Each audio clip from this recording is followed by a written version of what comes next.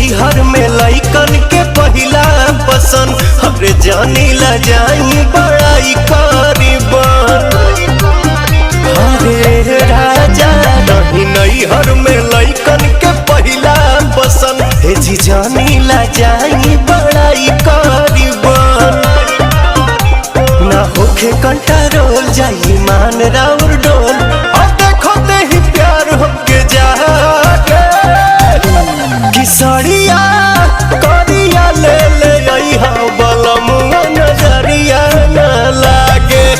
सड़िया करिया ले ले अइहा बलमुआ नजरिया न लागे।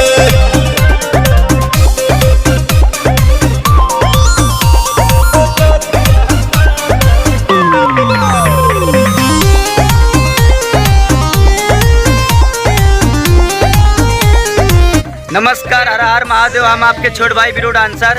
देखिए यही हमारे भाई है, ये सब हमारे भाई लोग हैं। 80 किलोमीटर से चल के आए हैं भाई, मतलब चल के नहीं बाइक से आए हैं। और बहुत लंबे, बहुत भाई लोग बहुत प्यार करते हैं हमको, ऐसे ही सपोर्ट करते रहिए भाई।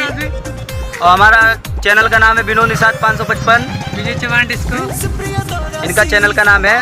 और जरूर सपोर्ट करिए भाई, और ज़्यादा से ज़्यादा आगे शेयर करिए भाई। भाई को भी करना, भाई को सभी को हर हर